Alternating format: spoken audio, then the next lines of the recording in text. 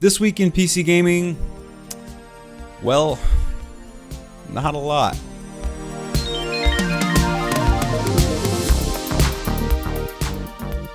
I'm James Davenport, where the PC also stands for peaceful and calm. There's really not much going on. The industry's taking sort of a big breather right now, so do the same, breathe. Dust the keyboard, reapply that thermal paste, and take your computer, as we all do, to the car wash. Crickets again. Yep, the industry's taking a nap, a summer nap, and hopefully you're taking plenty of them yourself. If you're not the type to mess with emulation, then these classic LucasArts games will probably come as a welcome surprise. They may not be as much fun anymore. I couldn't really get into them when I booted them up myself, but I have some strong memories of these games and how they buried references to horror and sci-fi in nearly every pixel. They are out on Steam, June 29. And so the less I say about Doki Doki Literature Club, the better. It's a visual novel, yeah, but it's much, much more than just a visual novel. Don't let the presentation fool you. If you love horror, play this game. And why not play the updated version that's coming out with more scenes, improved art, and hopefully some new surprises.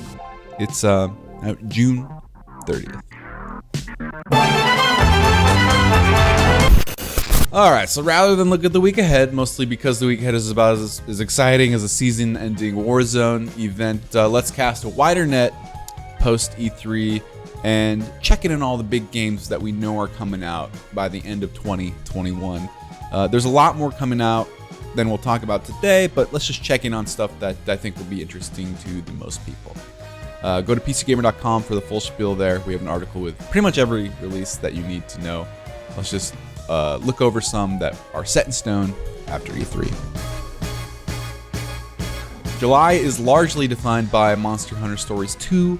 This is an RPG Pokemon style with a heavy emphasis on narrative set in the Monster Hunter world. This is the first one on PC. Unfortunately, we didn't get the first one, but yeah, it looks pretty slick, and I'm excited to try it out.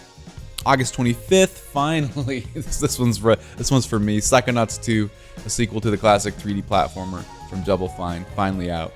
And New World, this is Amazon's long-storied, long-delayed MMO, coming out August 31st. Fingers crossed, I guess. Then we've got Deathloop on September 14th. This is Arcane's, gosh, I'm so excited for this one. Hitman meets Dishonored meets time-looping Majora's Mask style games with a ton of style. Can't wait to play that September 14th.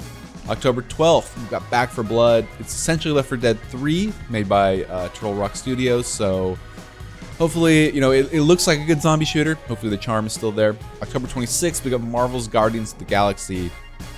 It's something that Deus Ex died for. This time it's single-player action, no online features, kind of bogging shit down. And October 28th, we got Age of Empires 4. What else do I need to say? We're getting an Age of Empires 4, real-time strategy, an RTS in the year of our Lord 2021. Forza Horizon 5, hitting November 9th. We're going to Mexico, and we're getting ray tracing, and we're getting photogrammetry in our textures. Hooray. It's not the most stacked fall, but it feels like we're sort of warring back up. We've got other games to think about that could be coming by the end of the year. Maybe a surprise PlayStation game, and maybe the PC just finally eats all of the consoles and enslaves humanity, and just puts everything on there. Maybe the PC just ingests reality, and that's where we live now. I'd be okay with that.